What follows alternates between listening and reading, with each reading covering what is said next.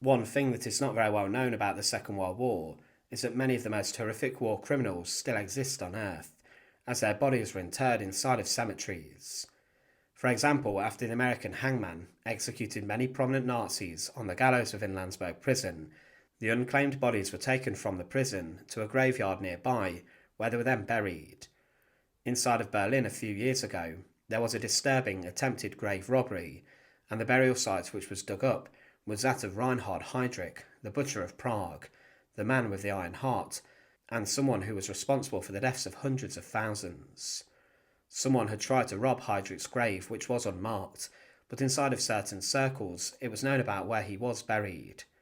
Also dug up and exhumed in the recent decades were the remains of Rudolf Hess, the last Nazi of Spandau and the Deputy Führer. Hess's grave had caused much chaos, as a lot of undesirable attention occurred there. But one of the most shocking Nazis, the Angel of Death Josef Mengele, even had his grave dug up in South America to confirm whether it was actually him, who had been buried decades after the war. In this compilation documentary, we look at the stories of these three men and how their graves were dug up and disturbed in the years after World War II.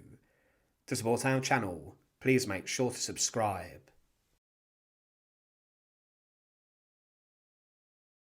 Heydrich developed the nickname of the Blonde Beast for a reason. He was seen in the eyes of Hitler and Himmler as the ideal Aryan man, and he rose to the position of the chief of the Reich Security Main Office, overseeing the Gestapo, SD and Kripo. He had a huge amount of power within Nazi Germany, and he later became the protector of Bohemia and Moravia. He was in this role tasked with keeping the Czechs under submission, as they were involved in arming the German army, and these regions were seen as weapons factories of the Reich.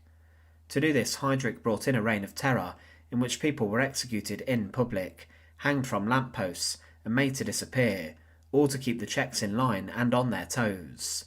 To get involved in resistance and found out was a death sentence, and Heydrich needed the region to be as productive as it could. But there was a lot of resistance underground, and British-trained SOE agents would carry out his assassination in Prague in 1942. He was attacked as his car, his convertible Mercedes, passed by two assassins, Josef Gabschik and Jan Kubis, but Heydrich, despite having a bomb thrown at the car and being seriously wounded, did try to fight on. He later succumbed to his injuries, and it was confirmed that he died from sepsis and blood poisoning, which was suspicious in itself, after it was noted that Heydrich was seen to be recovering. One last visit to Himmler marked him falling into a coma, and then dying on the 4th of June 1942. Now the 38-year-old Heydrich had a number of different funerals. The first funeral of Heydrich occurred inside of Prague, the very city where he had been killed, before his body inside of the coffin was then placed on board a train to be transported back to Berlin, where a huge state funeral and occasion would take place. This was a colossal Nazi gathering and spectacle, full of all the pomp and ceremony which would be expected, and Hitler was also in attendance. Himmler gave the long and lengthy eulogy and welcomed people to the service and ceremony, and Heydrich's coffin was draped in large Nazi swastika flags and was carried by senior members of the SS. Flowers surrounded the coffin as it was placed on the plinth, and the funeral began, and many SS banners also decorated the Reich Chancellery building where the funeral did take place. Hitler's role in the ceremony was significant, and the Führer placed Heydrich's decorations, including the highest grade of the German Order and the prestigious Blood Order medal, on his funeral pillow. Himmler ended the ceremony by saying, and I quote, "But it is our holy duty to atone for his death, to take up his tasks, and to pitilessly destroy without any sign of weakness the enemies of our people. I have one last thing to say. You, Reinhard Heydrich, SS, were truly a good one. On a more personal level, I thank you for your unwavering loyalty and wonderful friendship, which united us in life and death cannot obliterate it." Following this, the body of Heydrich in the coffin was then taken to the Invalidenfriedhof inside of Berlin, a military cemetery which had a long history of housing the remains of high-ranking German military heroes and veterans. Heydrich by many was seen in this shocking light, and he was buried inside of Section A in the cemetery, and his grave was marked with an iron cross containing his name. Now it was no secret where Heydrich was buried, and he was interred in a grave near to a north wall of the cemetery at the front, and Hitler then later commissioned a number of monumental sculptures and objects along with a huge tomb for Heydrich. But as the war turned against the Germans, this tomb was never finished and completed, and Heydrich's grave marker was later removed and destroyed. One thing to consider is that even in the decades after the deaths of high-ranking members of the Nazi Party, some figures were exhumed and their remains dealt with once and for all. Rudolf Hess, following his death decades after the war, was buried in different locations, but his body was then dug up and cremated due to unwanted activity inside the cemetery due to neo-Nazi groups. This was never the case with Reinhard Heydrich, a man whose role inside the SS led to the direct slaughter and deaths of so many people, and inside of the Berlin cemetery, Heydrich's remains were left for some time. But then in December 2019, the shocking story of the attempted break-in to his grave was reported under the cover of darkness. It was a local council employee who discovered the attempted break-in into the burial, and no motive for this has ever been uncovered. It was confirmed that no remains were taken, but it was certain that someone may have been looking for something. Heydrich, without doubt, following his death, would have been dressed inside of his coffin in his full SS uniform, and he possibly could have been wearing some of his medals on his uniform. He was a man who prided himself on his appearance, and was rarely seen out of SS uniform in the final months of his life. The attire, of course, included a number of things, including his hat, which was probably also buried with him, but also a weapon which, despite being ceremonial, would have been something, if desperate, he could have used to fight off his attackers. Heydrich's SS Honour Sword today would be worth millions of pounds if it emerged on the market for purchase. Such a weapon with a link to a high-ranking Nazi would disturbingly be worth a small fortune. The SS Degen, as it was known, was a dress sword worn with an SS uniform from 1935 until the end of the war. Himmler's advisor on art designed it, and Himmler wanted all high-ranking SS members to have one. The sword itself has a thin, straight blade of different length based on the height of the owner, and the hilt has a D-shaped knuckle bow and a black wooden grip. Also around the grip was silver wire and SS lightning bolt runes, and further decoration is found around the weapon. The officer's sword was given out to selected SS members for a special merit, and Himmler himself awarded these with a hand-signed certificate. Officers who also graduated from SS officer training centres were given one. The sword was worn at official functions and visits, and Heydrich is seen in a number of pictures with this on his side. Could it be that those who broke into the grave of Heydrich were looking for his sword? It's likely that they wanted to loot a number of other objects, or even worse, steal the bones of Heydrich and use them for some sort of relic. But one thing to consider is the SS rituals that happened following the death of a member who was high-ranking. There was a custom for SS officers to be buried with a sword, however this may have not been the sword of the deceased, as one writer claimed that the man closest to the deceased in terms of rank and relationship, or friendship, would exchange the sword of the dead officer for his own. This, if we equate it to Reinhard Heydrich's standing in the SS, would mean that it would be someone like Himmler himself, who was great friends with the Blonde Beast, who could have exchanged his sword, or someone like Heinrich Müller, the director of the Gestapo, who was preceded by Heydrich in the job, may have swapped swords. If Müller or Himmler did exchange their weapons with the dead Heydrich, then this is what would be buried inside of the coffin, and it's likely, if this was an SS custom or tradition, then this would not have stopped with someone so high status, and this would have been observed. Himmler, let's remember, was a man who was obsessed with tradition, the occult, and ensuring his SS maintained rules and regulations important to him. But this would then lead to the conclusion that Himmler or Gestapo Müller's sword is the one that is inside the coffin. It is possible that other items wanted to be looted from Heydrich's grave, and there are accounts following World War II of all manner of strange behaviour occurring with the remains of high-profile Nazis or collaborators. For example, Benito Mussolini's decaying corpse following the posthumous display of his body was buried and then exhumed, with his body then being stolen. Thieves removed part of his leg, and still today this has not been located, and it's believed he is buried inside his tomb with one leg missing. The thieves who broke into the grave did not take anything it's recorded, meaning that for this to be confirmed, there must have been some form of inspection of the remains of Heydrich to say otherwise. What is concerning, though, is the media attention brought to the grave robbing attempt that did occur. It was now no secret where one of the most brutal and sadistic Nazi mass murderers was buried, and this was then told to the world. His sword, or someone's sword, it's almost certain, is still inside of the coffin, along with probably some of his decorations and medals. It is strange, though, how there has been no attempt to exhume the remains of Heydrich by German government officials and deal with them once and for all, like with what happened to Rudolf Hess.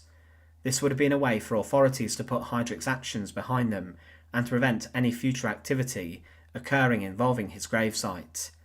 Maybe it is because of what's inside the coffin that does prevent this, as his funeral was one of the largest Nazi spectacles and shows of strength during the war years within Germany. The deputy Führer of the Nazi Party was Rudolf Hess, and he was a man who was blindly loyal and devoted to Hitler ever since the first day he saw him speak in 1920.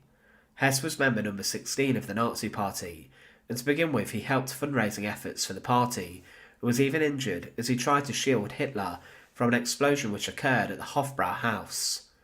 But Hess would be willing to lay his life down for Hitler, and he was involved in the Munich Putsch, and during this he had taken a number of hostages, and he took them away from Munich, but his carelessness cost him, as he went to make a telephone call, and his hostages then escaped. Hess was imprisoned for 18 months for his involvement in the failed revolution, and it was he who edited and helped to write Hitler's book Mein Kampf, but he was a skilled pilot who had shown great skill behind an aircraft, and this would later become handy for him. For his loyalty he was made Deputy Führer, which was in a sense a ceremonial title, meaning he would step in if something happened to Hitler, but chances are that there would have been a huge power play by many members of the Nazi Party if Hitler would have met his demise early, and that Hess would have been ousted by one of the more forceful characters, such as Martin Bormann or Hermann Göring. Hess was also a Reichsleiter, and was involved in the planning of the Nuremberg rallies each year, and he gave the opening speech, and would be the one who would introduce Hitler to the huge crowds. But despite these ceremonial roles, Hess's office was involved in the creation and drafting of the anti-Semitic Nuremberg laws that imposed strict restrictions on Jewish people within Germany. This is often seen as the earliest steps that eventually led to the final solution and the Holocaust, but Hess was a man who was motivated not by power, but by blind loyalty and devotion to Hitler and the Nazi Party. He would have done absolutely anything for his friend. However, as the Second World War raged on, Hess continued to demonstrate anti-Semitic beliefs and language, and he believed the conflict was begun by certain groups of people, and he gave speeches with these undertones. Hess as a man was more than just a loyal servant. He was slightly bizarre in his beliefs.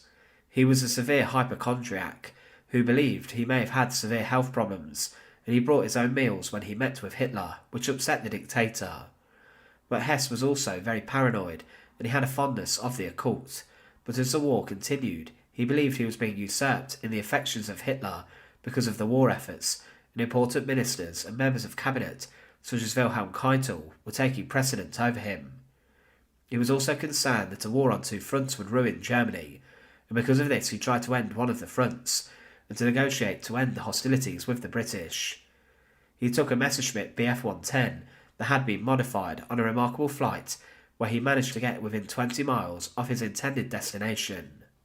Hess had dreamed up a scenario where he was a martyr and a peacekeeper, and he planned to meet with the Duke of Hamilton, and the two could then agree peace on behalf of Britain and Nazi Germany. But Hess was captured by the Home Guard following his landing in Scotland, and when Winston Churchill was informed that they had the Deputy Führer under arrest, he could not believe it. Back in Germany there was a huge problem, as Hitler ordered Goebbels to portray Hess as a madman who had lost his mind, as the Führer was in no mood to negotiate at all, and Hess had done this behind his back, and Hitler then publicly stripped Hess of all his party ranks and titles. But he went further and ordered Rudolf Hess to be executed if he ever set foot in his Germany again, but Hess told the Duke of Hamilton that his landing was as he was on a mission to preserve humanity. He told him that Hitler wanted to end the hostilities with the British, but Hess's capture was announced to the nation, and there was a lot of confusion. He was processed as a prisoner of war, and was then held inside the Tower of London, the infamous fortress where Henry VIII's wives lost their heads, and where medieval torture was inflicted. Hess was of course not tortured, and was in fact treated very well, and was regarded as a gentleman by the beefeaters who guarded him at the Tower, and he was then transferred to a mansion in Surrey for his imprisonment. He was psychologically evaluated, and it was claimed he was mentally unstable, and was very erratic with his behaviour. On the 16th of June 1942, he even jumped over a railing of a staircase and broke his leg in an attempt to take his life, and he was then transferred to a different, stricter facility, where he was kept under a closer watch for 3 years. But in February 1945, Hess made another attempt on his life, and he stabbed himself with a bread knife repeatedly. But at the end of the Second World War and following the surrender of Nazi Germany, Rudolf Hess would be brought to the Nuremberg trials to stand accused of a number of charges relating to his time in the Nazi Party. He was accused of all 4 charges: conspiracy to commit crimes, crimes against humanity, crimes against peace, and war crimes. He was a man who to onlookers was not very well, and he seemed slightly insane to an everyday person, as he would have strange episodes during the trial, and some of his fellow defendants mocked him for this. It's possible he may have realised that this could have saved him from the hangman's noose, but he did have a defence which was very strong. Because he had flown and crash-landed in Scotland early in the war, this meant he was not in Germany and in the Nazi Party when policies such as the Final Solution were ramped up and imposed upon thousands of people. But he was found guilty of 2 counts and was spared the hangman's noose and was instead sentenced to life imprisonment. When held inside of Spandau prison, Hess was kept under close watch by guards from different nations, and he was known as Prisoner Number 7, and was only given a small ration of paper to write letters with, and he was not allowed to converse with other prisoners without permission. He was expected to get involved in the chores, and was allowed to have walks inside the gardens, but as the years went on, rules became a lot easier, and Hess was visited by his family. He would throughout the nights cry and wail, and he accused guards of poisoning his meals and continued to try and end his life, but he would remain locked up inside of Spandau for the rest of his life. But one by one the other Nazis were released, but Hess would not be, and for him life meant life, and despite at the end being allowed to do whatever he wished, he died inside the prison walls. In September 1979, Rudolf Hess was suffering from prostate cancer, but he refused to apologise for his actions, and on the 17th of August 1987, he was found dead inside of a summer room in the prison's gardens. It was claimed that an extension cord had been tied over a window latch, and then this secured around his neck, and found in his pocket was a letter to his family thanking them for what they'd done. There was a lot of debate surrounding Hess's death, but in 2019, DNA testing proved that Rudolf Hess was the man who died that day and had been buried, as many believed it could have been a body double. But following his death, Rudolf Hess was buried to begin with in what the authorities thought would be a secret location, but it did not take long for neo-Nazis to find Hess's grave, and they then held rallies and gatherings around this. Because of the attention, the German authorities ordered the exhumation of Rudolf Hess's body, and he was dug up in the middle of the night by authorities and was then reinterred in Wunsiedel in Bavaria on the 17th of March 1988. This was less than a year after his death, and his wife 7 years later was buried with him on the family plot. But there were many more issues that continued regarding the grave of Rudolf Hess, as yet again it became a site of pilgrimage and worship for neo-Nazis, and every year on the anniversary of his death, groups would visit and hold huge demonstrations. It was pure chaos, and there needed to be something done with this, but the council stated that the permit regarding the lease of the grave would not be extended when it expired. In Hess's will, he dictated that he wanted to be buried in Wunsiedel, as it was where his family would spend many holidays, and was also where his parents were also buried. It was a local church who oversaw his reburial, and they declared that it would have been wrong to ignore the wishes of a dead man, regardless of who he was. But many Nazi symbols would decorate Hess's gravesite, and wreaths containing swastikas would be laid on his grave, and men were seen performing the Hitler salute around it. One member of the local council claimed the whole town was shut down and in turmoil, and there was a huge police presence. We at the graveyard were not able to cope. The authorities in the area then made the decision to yet again dig up the corpse of Rudolf Hess for one last time, to solve the problem that came with his burial. Hess's granddaughter was not impressed with the exhumation, as it went against his dying wishes, but the council ignored this and then had Hess exhumed. One resident of the area stated, "Perhaps we will now have some peace when he is gone.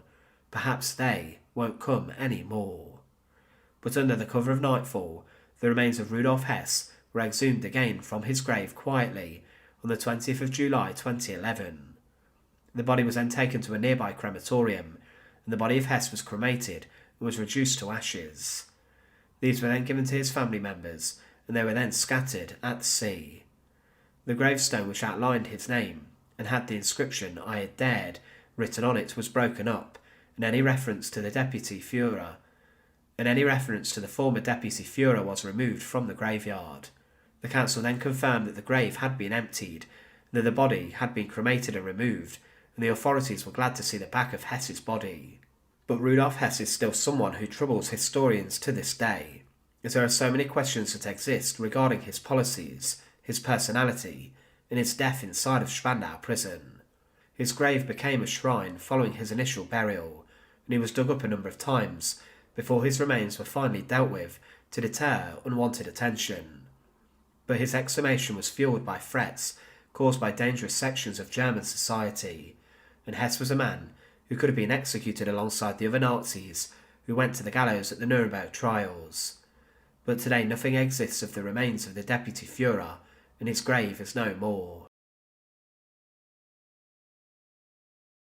Joseph Mengele was born on the 16th of March 1911, and he, as a young man, attended a number of different universities to study medicine.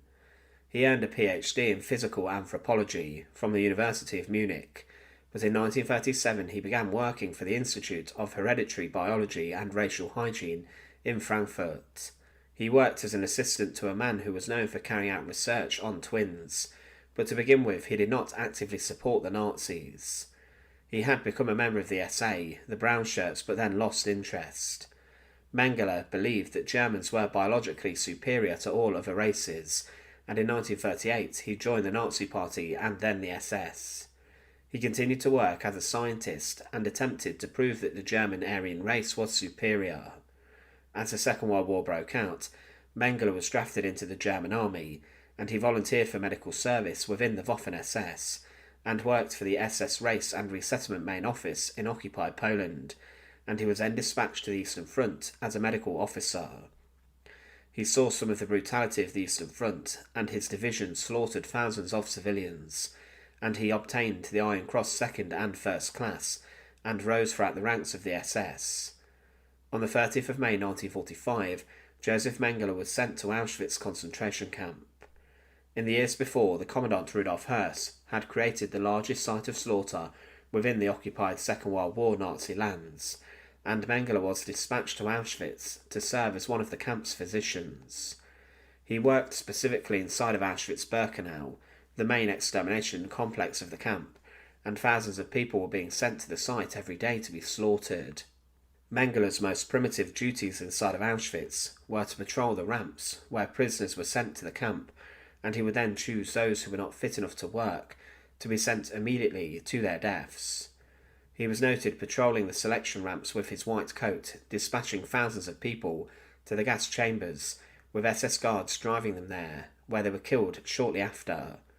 He was also someone who administered the gas into the gas chambers, the Zyklon B, as all doctors were the ones who did this.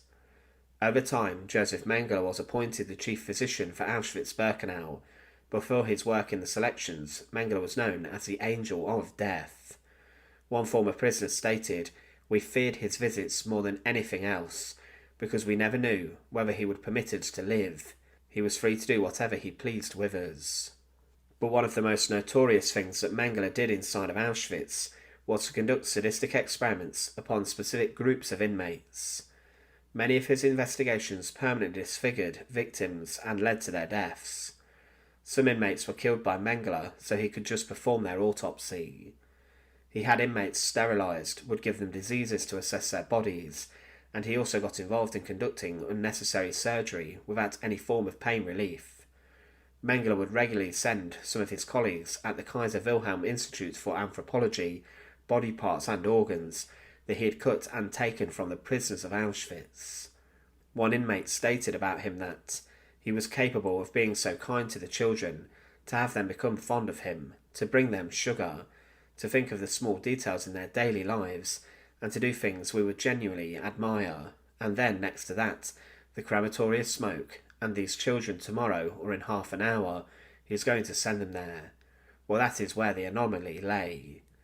He would experiment upon children prisoners, and introduced himself to them as Uncle Mengele, and offered them sweets, but within minutes he would have them killed. Another one of his victims later stated that Mengele visited us as a good uncle, bringing us chocolates. Before applying the scalpel or syringe, he would say, "Don't be afraid, nothing is going to happen to you." He injected chemical substances, performed surgery on TV's spine. After the experiments, he would bring us gifts. In the course of later experiments, he had pins inserted into our heads. The puncture scars are still visible. One day he took Tibi away. My brother was gone for several days. When he was brought back, his head was all dressed in bandages. He died in my arms. His most infamous tests were conducted upon twins, and he did some harrowing things, including amputating healthy limbs, transfusing blood unnecessarily, and he even tried to sew twins back to back to try and create conjoined twins. As well as this, he would inject substances into the eyes of the inmates to try and change their eye colour. It was said that in his offices there were regularly the eyes of inmates pinned onto the walls. As the Red Army advanced at the beginning of 1945, Mengele transferred to the Gross Rosen camp, and he took with him 2 boxes of specimens and his records. Mengele then in February fled Gross Rosen, and he travelled to Czechoslovakia disguised as a Wehrmacht officer. He was detained briefly by the Americans, but as he did not have an SS blood group tattoo, he was released within weeks under the false name of Fritz Ullmann. After a number of months on the run, he even went back to recover his Auschwitz records, and he escaped Germany finally in April 1949. He knew if captured that he would be executed, and he managed to utilise the rat lines established to pass to Genoa under the alias Helmut Gregor, and he then sailed to Argentina in July 1949. He worked in Buenos Aires as a carpenter, but there has been disturbing evidence that has emerged that Mengele may have been practising medicine without a licence there, and may have performed some backstreet procedures on women. Mengele managed to obtain an Argentinian foreign residence permit under his real name, but he then lived relatively comfortable in Argentina. His son and widowed sister-in-law also travelled to him, and he passed through Europe for a ski holiday even. But Mengele was wanted, and his name cropped up during the Nuremberg trials, and there were many who were working actively to hunt him down.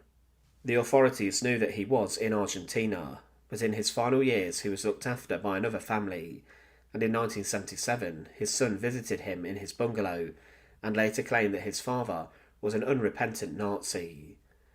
But Mengele's health had been declining for some years, and he suffered a stroke in 1976 and had high blood pressure. On the 7th of February 1979, whilst he was visiting his friends on the Brazilian coastal retreat of Bertioga, Mengele suffered a heart attack whilst he was swimming, and before help could get to him, he died from drowning. But then in Embu das Artes in Brazil, Mengele was then buried under the name of Wolfgang Gerhard, one of his aliases. There had been many people over the years who claimed to see Mengele, and he was one of the most hunted and searched for Nazi war criminals. A mock trial was even held for him in his absence, and different governments tried their best to locate him. However, in May 1985, the house of one of his friends, Hans Sedlmayr, was raided, and they found a coded address book and copies of letters sent and received from Mengele. They then found information that Sedlmayr had been notified of Mengele's death whilst he was swimming on holiday. With this, the authorities then managed to locate Mengele's grave, and on the 6th of June 1985, his grave was opened and his remains were exhumed, and then extensive forensic exams took place. American scientists managed to look at the body, and they concluded that the remains were of a Caucasian male, who was similar in age and height to Mengele, had Mengele's distinctive high brow, and also had Mengele's large gap between his front teeth. They confirmed that the remains had suffered a hip fracture, and it was thought that whilst he was at Auschwitz, Mengele did break his hip in a motorcycle accident. His skull was heavily analysed, and Dr. Richard Helmer of the University of Kiel concluded that the skull was definitely that of Mengele's due to the high brow and other features. No X-rays of Mengele were ever found, and comparisons of his fingerprints were not possible, as the skin tissue on the fingers had decomposed since his death. It was discovered that he may have had osteomyelitis, and he had a deformity of his lower right leg, as his left leg was 1.5 centimetres longer than his right. This could have affected his gait and the way he walked. There was also a hole found in the cheekbone of the skull. Some scientists claimed that this hole had been caused after death by water dripping from the screw in the coffin, or by the screw during the exhumation. Others believe that it was caused by Mengele's chronic sinus infections, and there are photographs that survive of the former doctor, who had a blemish on the left of his face, and also he complained of facial pain in life. On his remains it was also found that the skeleton had a shoulder fracture, and it wasn't possible to date when this happened, but in Mengele's diaries he did allegedly note that he had severe shoulder pain.